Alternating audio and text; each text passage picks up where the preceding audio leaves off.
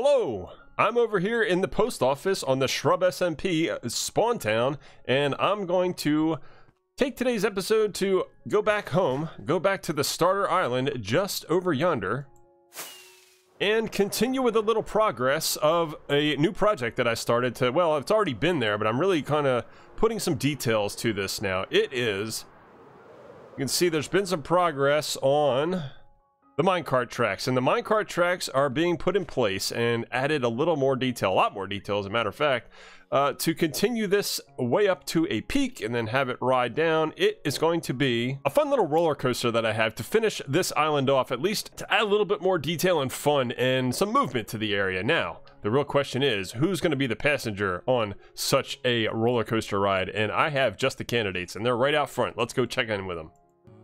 So as I step down off the second floor of the house, we have these two llamas that have been sitting out here. Now, I'm not going to say I know how they got here, but they've been here for quite some time. I tied them up. There was probably their master was leading them around at some point. I don't really know what happened to him. Nobody really knows what's happened to him. I can't say whether or not anything suspicious happened, but all we know is we've been taking care of these llamas for quite some time, way since like the beginning of the season. And I think what we're going to do is we're going to have these fellas be part of the action here on the island, and we're going to get them out into a couple mine carts and then get them onto the roller coaster once we have it finished off. And they're going to be permanently running around back and forth riding on the roller coaster. It's going to be a fun little way, like I said, to add a little animation, a little life to the island here, the starter island, where it all started here on ShrubSMP Season 6, at least for me. Alright, so as I've been heading through the nether on my way to the squid ink farm, I've kind of realized I wanted to show off. This gets me every time I head over here. I have to make a bunch of gray concrete to continue the roller coaster, and when I come out of this portal, I really should move it, because as soon as I come through, it's just like the giant squid it's just too much. It's not even in frame, you know, you have to look up and be like, oh, there it is, like this giant statue. And I was wondering, oh, hey buddy, how you doing? What are you selling for us? What do you got? What do you got? Nothing. Okay, okay, I'll let you live. So I've always thought, like, maybe I should move this back a little bit so that when I come out, it's a little more, you know, like, in front of me as opposed to, like, directly in my face. But I always find it really hilarious that when I come through this portal, it's like, ah, there it is. But I'm over here to utilize, after I take a little nap, I need to make a bunch of concrete, so that's why we have our little machine over here, is to go ahead and do that as efficiently as possible, because it does take a little bit of time to do it otherwise. So I'm going to just go ahead and fill the dispenser and get moving by taking some, putting it in my hand, and getting the process going. So I'm going to go ahead and convert all this stuff, and we'll be right back. So with that said, what I'm going to do is pick up where I left off. I did have to get that gray concrete to complete adding some more details to the track. As I land here on the top and look out over, we can see the general theme. The general theme is that there are these railways that are on gravel, and the gravel supported by the stone brick underneath, and on either side are gray concrete. And I happen to have a bunch that I just generated, so let's start putting that in and framing out at least this half of this giant kind of peaking structure where the carts will be riding up to the top and then going down the other end. Still have to build up the other end. We're going to finish that off before this episode's out. But for now, we're going to go ahead and put in as much details of the gray concrete and the spruce railings that I need, and we're going to go ahead and get that all together and see what it looks like in just a few moments. Since we'll be working on the starter island today, I had recently made a new addition, and as we round the corner here to see my blocks of ore, it's right here, the relatively rare normal diamond ore block. And I picked it up while I was doing some mining, found it, brought it over here, and added it to the collection. So if I'm looking around, that means that we're really just missing the super elusive deep slate emerald ore, which I'm going to find that sooner or later, and we're going to go ahead and put it on the bottom and then move these two guys up, and I will believe then I'll have a complete collection of all the ores that I wanted to store here on the starter island to give my little remembrance of every time that I found one. But now that we got those in place, the skyway is starting to come along. I've gathered all the materials and I've already started to add, we'll just take a quick fly up there, I've started to add the pattern, and really what this is this just repeating a pattern. Once you have exactly how something's going to look, it's just a matter of counting up how much stuff you need and bringing it on up and putting it in place. But we've got our spruce kind of siding here on the railing. We got the gravel base underneath the rails, and this is a little kind of cool little lamp structure that I have repeating every 11 blocks, or at least there's 11 blocks in between, and you have them in a nice equal segment going all the way down. And what I'm actually doing is, this is a freshly placed block, so it hasn't oxidized yet, and when it does oxidize, I'm gonna wax it to the point where it looks just like the others down there, because I like this little feature to kind of, it adds to the pinkness. It's just like the roof that I have over here that has been fully oxidized and then turned back a little bit and waxed to that state right there, because it really just does go with the theme, much like these guys here. So as soon as these oxidize, I'm going to go ahead and wax them up and continue the patterns. But that's just kind of an idea, again, about what's going on over here. And as we fly around to take a look, looking over from the roof of the house, we definitely have to keep it going and bring this all the way down to the ground and probably figure out how to loop it around. I haven't quite decided if I want to bring it across the river and down on the side, or maybe just loop it around and head it back in the other direction. We'll work on what the shape needs to look like, and that will lay out the best on that half of the island. Yeah, but in the meantime, let's just get back to work.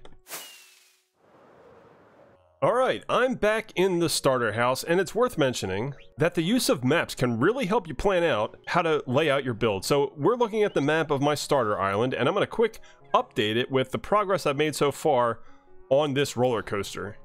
All you need to do is take the map off the thing, you look at it, and it starts to fill in blocks that we're missing. We replace it, and I think there may still be a little bit more on this other map.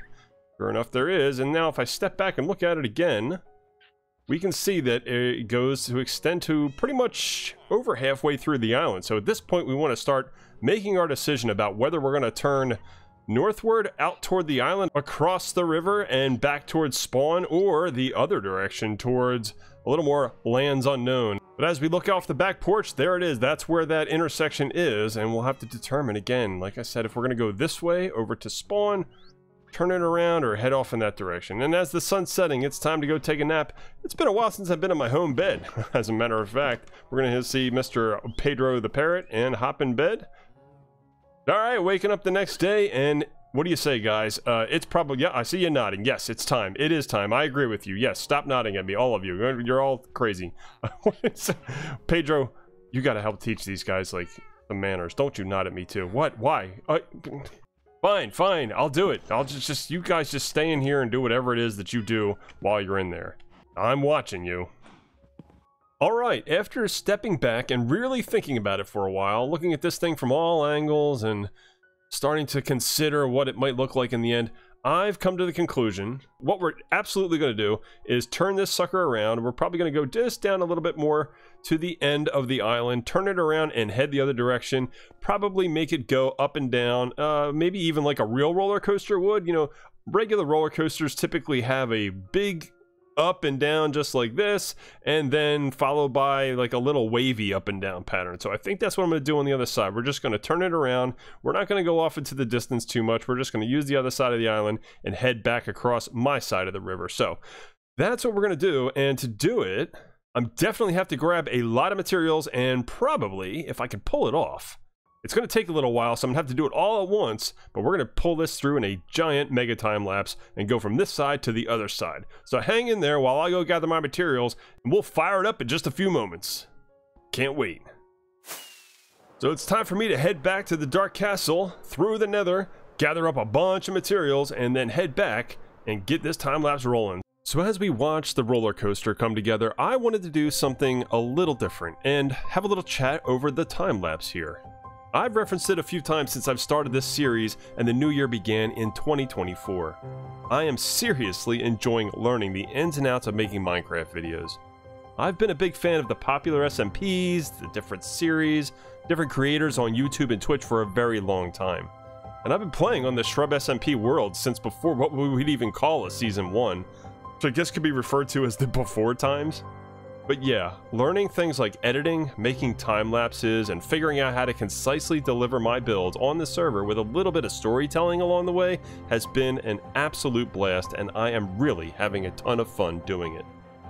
But as this time lapse comes to an end and we prepare to get back to business, I'm really looking forward to learning even more and incorporating it here in these videos.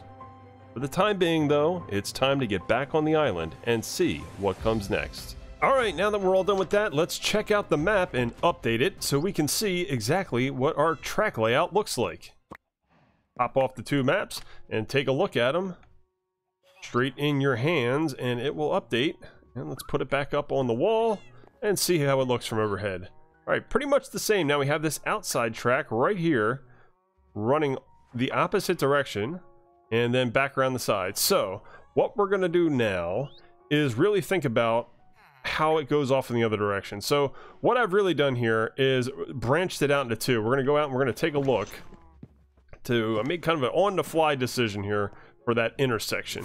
And what I decided to do, if we go on top of the lighthouse and look back, is this. So it runs in parallel through the original track that I had. So I'm going to have one side, the side that I just built, run around the back and do that little up and down small hill effect, and then run around the other side. What I'm going to do with this side right here that still is yet to be built, instead of running it and continuing to run it in parallel, I'm actually going to run it in this direction. So I've decided that if I can get it to go down straight before where the harbor will be, we can run it underground, or at least through the water, and maybe a filled out glass pipe of some kind, or maybe even like a tube that can go underground at least to the river, and then it'll turn around and make its way off to the bee and to the iron farm and to the sheep farm and reconnect on the other side and just run in a continuous loop. So that's what I decided when I started building this other side, and now that I'm completed it, we're going to start to excavate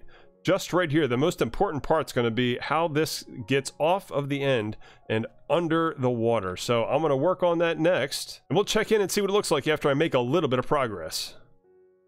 All right, coming down the other side, I've gotten the beginnings of this tunnel started, and as we can see, this is definitely the right decision. I like the idea of this thing branching off into two directions the way I have it going right now, and then heading straight down here down below, and we are going to be building a glass tunnel that goes underneath the river that you'll be able to see from the surface, and then head around to the other side. So what I'm going to do is finish this off and then really get to the drawing board on what that tunnel is going to look like, because I really want to make it kind of a really cool design, not just a little bit, you know, of a glass, you know, tube that really doesn't have any color or anything to it, but kind of figure out the right color palette, the right blocks to use, and then what it might look like under here. So as I get really far down to the bottom and ready to wrap up this episode, I know that I'm going to have some challenging designs ahead, because I really have never built underwater before, and this is going to be a new experience for me to try to make something that not only is dry, for one, which has its own challenges, but then two, to be really decorative and to make something that looks like it makes sense, it belongs in the area, and is really cool to see and travel through, because otherwise, who's going to use it? But that is going to be all for now. Thank you so much for watching, and we'll see you in the next episode.